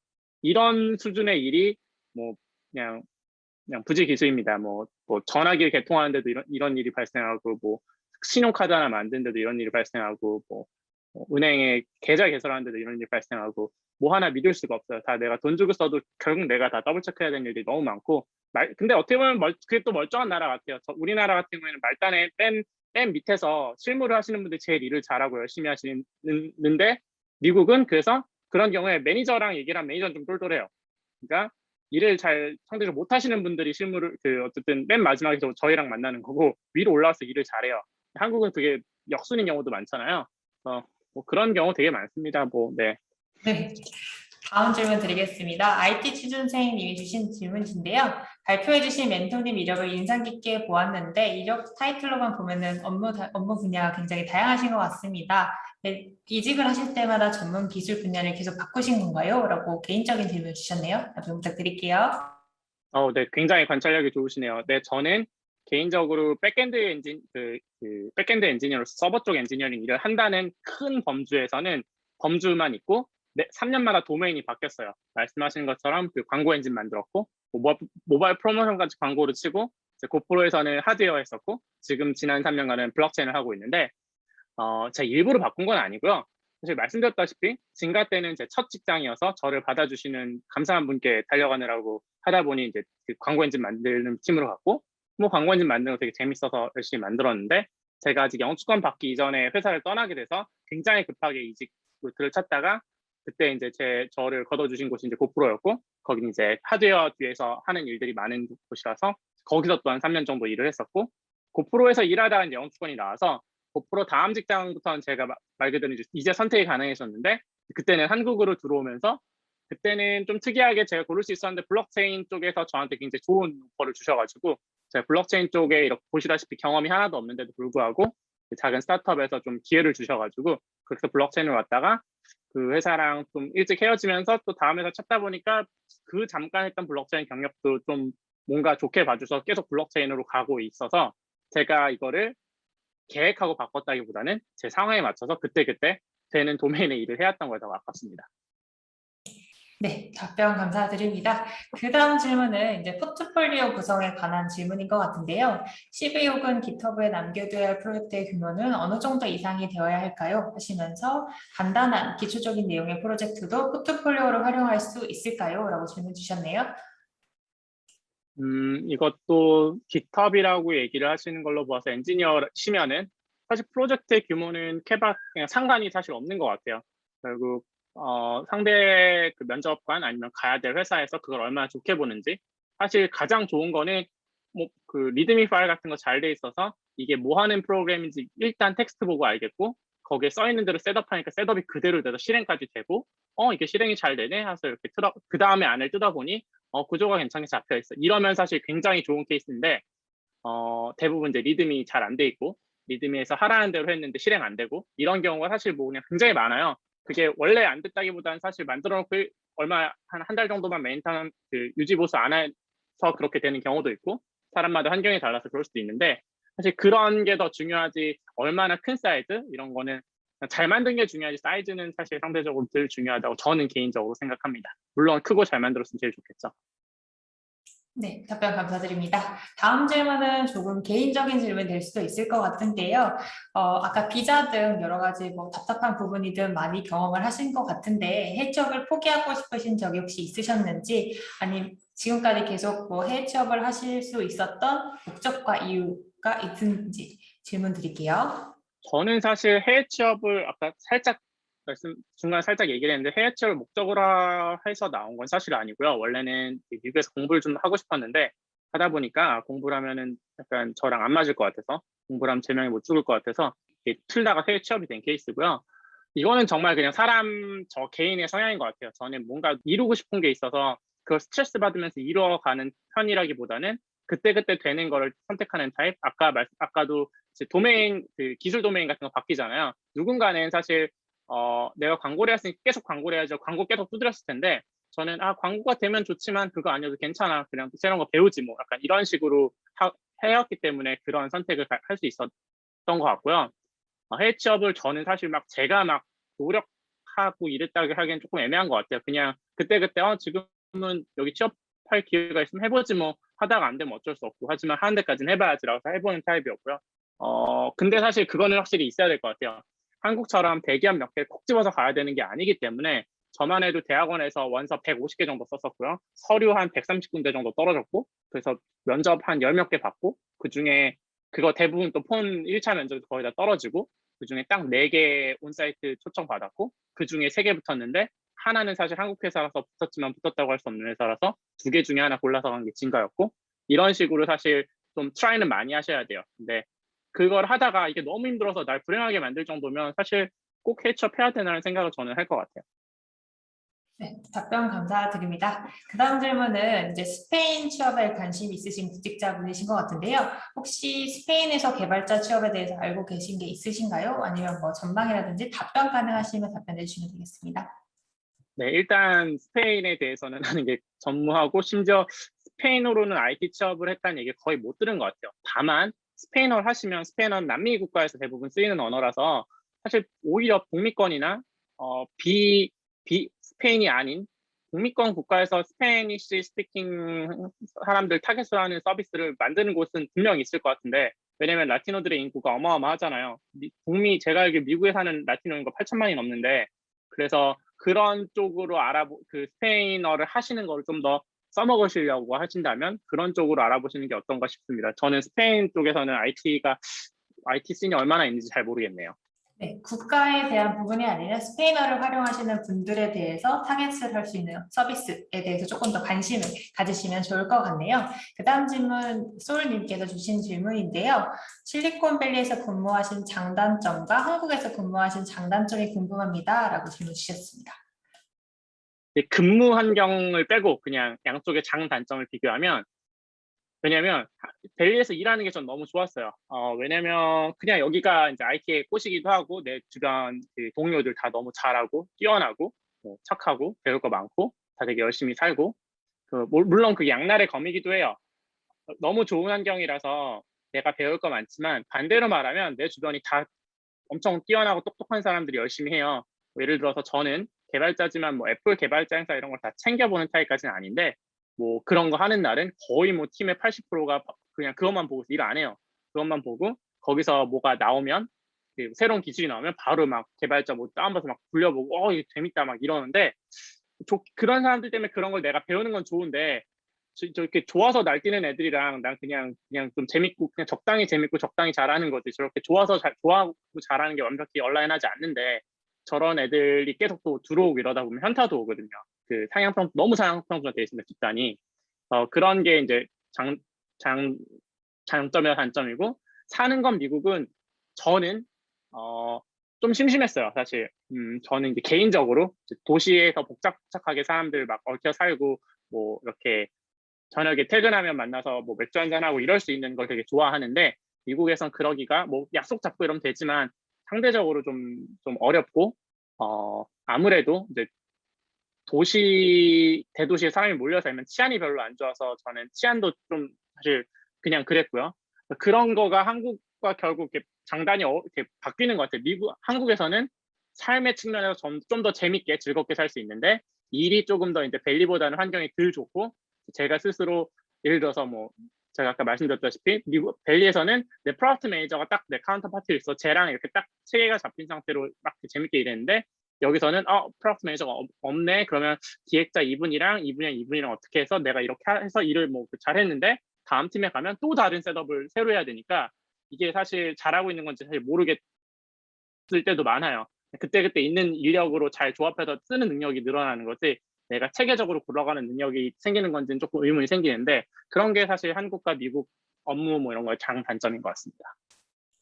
네, 다음 질문은 조금 강연 중에도 언급해 주시고 개인적인 부분이라서요. 그 다음 질문으로 바로 드릴게요. 현재 ERP 솔루션 관련 데이터베이스 개발자로 2년간 일하고 있는데 회사에서는 SQL만 사용해서 일반적인 백엔드 디벨로프나 DBA로 지원하기 어려운 부분이 있습니다. 어떤 부분을 더 준비해서 어떤 질문으로 지원하는 게 좋을지 조언 부탁드린다고 하시네요. 네, SQL만 사용한다는 거에서는 그냥 사실 어느 정도 복잡성이 있는 걸 하시는지 모르겠지만 백엔드 엔지니어로 가고 싶으시다면 결국 서비스를 만들어서 서비스 API 백엔드 서버를 띄워서 운영해 보셔야 되고요. 그러려면 DB도 있어야 되고 DB에서 이렇게 데이터를 들락날락 해갖고 뭐 REST API든지 뭐든 만들어서 외부랑 통신을 할 수 있게 만드는 서버를 만드는 경험을 엔드투엔드를 해보셔야 백엔드 엔지니어링 할 수 있으실 거고 DBA로 가겠다고 하면 지금 다루시는 SQL이 다루는 데이터베이스 사이즈가 엄청나게 크거나 좀 더 복잡한 비즈니스 로직을 수행한다거나 하셔야 되지 않을까 싶어요. 그래서 조금 더 큰 데이터를 다루거나 다룰 수 있는 방법이 어떤 게 있을지 찾아보시거나 아니면 이 서비스를 한번 엔드투엔드로 만들려면 사실 그 의지만 있으면 다 요새는 유튜브 같은 거 찾아보면 나오잖아요. 근데 뭘 만들어 볼지 모르겠으면 본인이 그냥 써보면 좋을 만한 거 아니면 요새 유행하는 클론 코딩 그런 거 유튜브 보면 뭐 인스타그램의 백엔드 그대로 카피해서 만드는 거를 누가 강연하시면 따라 만들 수도 있거든요. 그거 사실 한번 따라 만들어 보면 DB도 만들고 서비스도 만들고 뭐 다 만들고 나면 만들어지는 거니까 그런 식으로 한번 해보시는 건 어떨까 싶네요. 그 다음 질문 드릴게요. 강의 정말 잘 들었습니다. 석사 과정에 대한 질문이 있는데요. 에듀케이션 페이지에 프로페셔널 마스터라고 적혀 있는데 일반적인 한국에서의 석사와 다른 건가요? 라고 질문 주셨네요. 좋은 질문입니다. 사실 프로페셔널 마스터가 한국 분들한테는 좀 어색할 수 있는데 그 석사가 크게 두 개로 나뉜다고 생각을 하시면 될 것 같아요. 그게 아카데미아로 가는 마스터와 프로페셔널 마스터가 있는데 아카데미아 마스터는 일반적으로 석사학위를 마칠 때 석사학위 논문을 쓰고 박사학위로 진학하기 위해서 이렇게 학문적으로 학계로 나가는 커리어인 경우가 많고요. 뭐 100%는 아니지만 반대로 대부분의 프로페셔널 마스터는 상대적으로 짧거나 혹은 졸업 시에 논문을 쓰지 않고 이 프로페셔널 마스터의 목적은 뒤에 상급 학교로 진학 혹은 학계로 진학이 아니라 일반적인 업계로 돌아오는 거예요. 그래서 프로페셔널 마스터의 제일 유명한 게 MBA가 있어요. MBA는 일반적으로 그 논문 안 쓰고 MBA 끝나고 경영 박사 가는 경우도 물론 있지만 대부분의 MBA는 끝나고 그 업계로 돌아오시잖아요. 그런 마스터들을 대충 보통 프로페셔널 마스터라고 한다라고 생각하셔도 큰 무리는 없으실 것 같습니다. 네, 다음 질문은 IT 취준생님이 주신 질문인데요. 현재 AR 과정을 수강 중이라고 하시는데 AI 분야는 최소 석사부터 뽑는 거라고 생각이 듭니다. 그래서 진입 장벽이 낮은 웹이나 프론트엔드 쪽으로 들어가서 경력을 쌓은 후에 AI 쪽으로 전향한다는 사람들이 많다고 하는데 첫 직장 분야가 중요하다고 생각이 드는데 진입 장벽이 낮은 IT 분야에 들어가서 분야를 바꾸는 건 좋은 전략일까요? 아닐까요? 멘토님의 경험에 비추어 의견 부탁드립니다. 라고 하셨네요. 이거는 네, 답이 없는 사실 질문이긴 해요. 왜냐하면 이럴 수도 있고 저럴 수도 있고요. 사실 둘 다 맞아요. 진입장벽이 낮은 곳으로 들어가서 경력 쌓으면서 전향하는 것도 맞는 어프로치고, 근데 첫 직장 분야가 평생 자기 분야가 될 수 있는 확률도 굉장히 높고, 실제로 자기 분야 바꾸기도 어려운 것도 실제로 맞아요. 그래서 어떤 게 더 좋은 전략이라고 말씀드리긴 상당적으로 어려운데, 본인이 지금 들어가시려는 AI 분야가 소위 박 터지는 분야예요. 다들 들어가고 싶어하고, 그러다 보니까 배워야 될 것도 많고, 그 AI랑 머신러닝 분야 자체가 배워야 될 게 많고 기반 지식이 많이 필요한 분야라서 아무래도 진짜 전공자라도 학사만 나와서도 진입하기가 쉽지 않은 분야이기는 해요. 그거를 좀 감안을 하셔야 될 것 같기는 해요. 방법이 없지는 않고 어떤 어프로치 하나는 선택을 하셔서 시도를 하셔야 될 텐데, 둘 다 쉬운 길은 아니고 뭐 정답은 어차피 없어요. 그러니까 본인이 어떻게 그냥 이건 약간 정말 라이프 베팅인 것 같아요. 네, 답을 드리기가 참 어렵네요. 네, 결국은 여러 가지 조언을 구하시되 본인의 선택으로 다 좌지우지가 되는 것 같습니다. 다음 질문은 김민경 씨께서 매니저 롤에 대해 참고할 만한 언급 말씀하셨는데 시팅점으로 아까 멘토님이 남겨주셨고요. 마지막 질문을 진행하고 질문 시간을 마무리하도록 하겠습니다. 신입 백엔드 웹 개발자가 갖춰야 할 능력은 어느 정도라고 생각하시나요? 웹 개발 기술은 계속 새로운 게 나오고 점점 커지는데 AWS 기술이나 도커나 등등 많은데요. 어느 정도라고 생각하시나요? 라고 하셨네요. 답변 부탁드립니다. 이것도 딱 답이 있는 건 아닌데, 사실 다다익선이긴 한데, 결국 신입이라고 하면 신입인데 기본적인 엔지니어 그 데이터 스트럭처나 알고리즘에 대한 지식이 있다고 가정을 하면 직접 서비스를 조그만 서비스나만 직접 만들어 봤으면 엄청난 가산점이 되고요. 왜냐면 그 서비스 만들 때 뭐뭐 고민해보고 해봤을지가 눈에 보이기 때문에 그걸 다 질문해 보거든요.